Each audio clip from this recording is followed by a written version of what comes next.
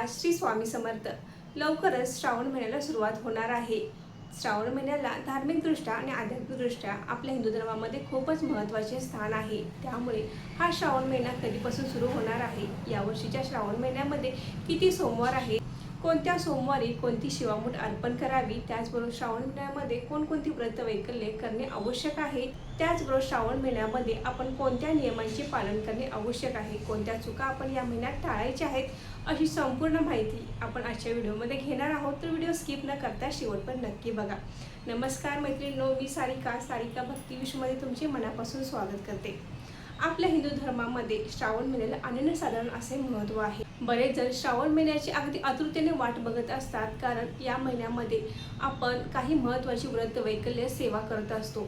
भगवान शिवशंकर हे देवादिदेव महादेव आहे.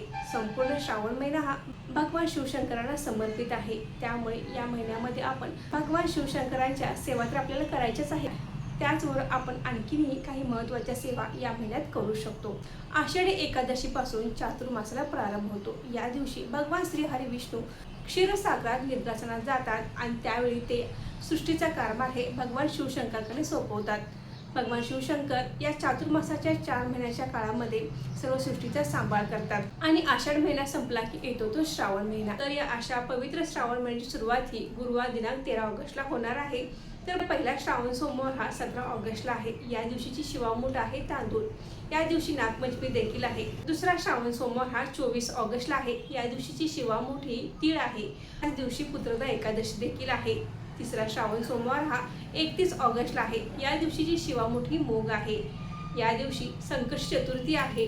आणि शेवटचा म्हणजे चौथा श्रावण सोमवार हा 7 सप्टेंबरला आहे. या दिवशीची शिवामूठ ही गहू आहे. याच दिवशी आजा एकादशी देखील आहे. श्रावण महिन्यामध्ये अनेक सण असतात, तर श्रावण महिन्यामध्ये येणाऱ्या प्रत्येक सणांची माहिती त्यावेळी तुम्हाला मी देईनच.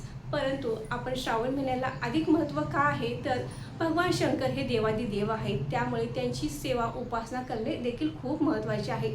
अखंड श्रावण महिन्यात बरेच जण उपवास करतात. काही जण श्रावणी करतात, म्हणजे संपूर्ण श्रावण महिना उपवास करतात किंवा एक वेळ जेवून उपवास करतात. तर अशा पद्धतीने बरेच जण श्रावणी देखील करतात. तर श्रावणातला सोमवार तर महत्त्वाचा आहे, कारण या दिवशी आपण भगवान शिवशंकरांची पूजा अर्चा करत असतो.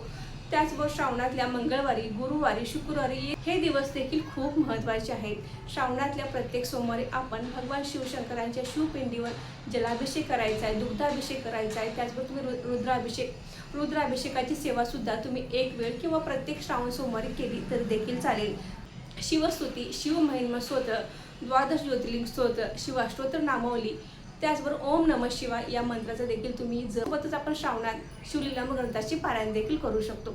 शक्य असेल तर तुम्ही श्रावण महिन्यामध्ये एक तर शिवलीलामृत ग्रंथाचे पारायण अवश्य करावे, किंवा तुम्ही 3 दिवसांचे 7 दिवसांचे अशी पारायण करू शकता. त्यामुळे तुमची जास्तीत जास्त पारायणे होऊन जातील. त्याचबरोबर तुम्हाला जर पारायण करणे शक्य नसेल तर रोज तुम्ही शिवलीलामृत ग्रंथातील 11वा अध्याय रोज वाचन करायचं आहे, किंवा प्रत्येक सोमवारी वाचला तरी देखील चालेल. त्याचबरोबर 14वा 15वा अध्याय हे देखील खूप महत्त्वाचे आहेत. यांचे देखील आपण या श्रावण महिन्यामध्ये आवर्जून वाचन करावे. त्याचबरोबर आपण मंदिरात जाऊन देखील काही सेवा करू शकता. मंदिरात जाऊन अभिषेक करू शकता, रुद्राभिषेक करू शकता, किंवा मंदिरात बसून देखील तुम्ही शिवस्तुती, शिवमहिमा स्तोत्र यांचे देखील तुम्ही वाचन करू शकता. वर्षभर आपल्याला काही सेवा करणे शक्य नसेल तर या महिन्यात आपण आवर्जून काही महत्त्वाच्या सेवा देखील करू शकतो. त्या आपल्याला वर्षभर करणे शक्य नसतात. त्यामध्ये श्री स्वामी समर्थ सारामृत, गुरुचरित्राचे पारायण, नवनाथ पारायण, दुर्गा सप्तशती ग्रंथाचे पारायण, अशा अनेक सेवा आपण या महिन्यात करू शकतो. आता बऱ्याच जणांना असे वाटले की आम्ही इतक्या सेवा का करायच्या किंवा कधी करायच्या. तर मैत्रिणींनो, थोडा तरी वेळ काढून आपण रोज काही सेवा केल्या तर आपल्यालाच त्याचा फायदा होणार असतो. या सेवा आपण देवासाठी करत असतो आपल्याला वाटते, पण त्या सेवेचा लाभ आपल्यालाच मिळत असतो. आपल्या घरातील नकारात्मकता जावी, त्यातील आजारपण अडचणी निघून जाव्यात, आपल्या घराची आर्थिक प्रगती व्हावी, मुलामुलींचे सर्व सुरळीत असावे, आपल्याला असे वाटत असते. आपण जर या थोड्याशा सेवा या महिन्यामध्ये केल्या तर त्याचा लाभ आपल्या कुटुंबासाठीच होत असतो. त्यामुळे आवर्जून या श्रावण महिन्यामध्ये आपण सेवा करण्याचा प्रयत्न करायचा आहे. काही सेवा करणे शक्य नसेल तर आपण प्रदोष काळामध्ये देखील भगवान शिवशंकरांच्या शिवपिंडीवर अभिषेक करू शकतो. त्याचबरोबर आपण ओम नमः शिवाय या मंत्राचा 108 वेळा जप केला तरी देखील चालेल. त्याचबरोबर तुम्ही शिव अष्टोत्तर नामावलीचे पठण करत अभिषेक केला तर देखील चालेल. अगदी साध्या सोप्या सेवा आहेत, अगदी 5-10 मिनिटांमध्ये होऊन जातात. तर आवर्जून आपण या महिन्यामध्ये भगवान शिवशंकरांच्या जास्त सेवा करण्याचा प्रयत्न करायचा आहे. श्रावण महिन्यामध्ये सत्यनारायण करण्याला देखील विशेष महत्त्व आहे. एक तरी सत्यनारायण करावे असे म्हटले जाते, परंतु तुम्ही एकपेक्षा जास्त 11-21 सत्यनारायण सुद्धा अगदी घरच्या घरी सोप्या पद्धतीने करू शकता. श्रावण महिन्यामध्ये काही नियमांचे पालन करणे आवश्यक असते. बरेच जण संपूर्ण चातुर्मासामध्ये कांदा, लसूण किंवा मांसाहार टाळतात. तर इतके करणे शक्य नसेल तर आपण श्रावण महिन्यात तरी मांसाहार टाळायचा आहे. कांदा लसूण तुम्हाला टाळायचा असेल तर तुम्ही टाळू शकता, नसेल तर तुम्ही मांसाहार तर टाळायचा आहे. त्याचबरोबर कोणाबद्दल वाईट बोलू नये, कुणाची निंदा नालस्ती करू नये, भांडणे काढू नये. अशा गोष्टी आपण कटाक्षाने टाळायच्या आहेत. आपण जर कोणाबद्दल वाईट बोललो किंवा भांडण केलो, कोणाची निंदा नालस्ती केलो, त्याचे परिणाम आपल्यालाच भोगावे लागतात. त्यामुळे आपण आवर्जून श्रावण महिन्यामध्ये हे नियम पाळणे आवश्यक आहेत. मैत्रिणींनो, या श्रावण महिन्यामध्ये आपण भगवान शिवशंकराच्या जास्त सेवा करण्याचा प्रयत्न करायचा आहे. प्रत्येक सणांची माहिती, त्याचबरोबर कीर्तन, व्रत, वैकल्य यांची माहिती आपल्या चॅनलवर रोजच्या रोज येत जाईल, ती तुम्ही बघा आणि त्याप्रमाणे सेवा करा.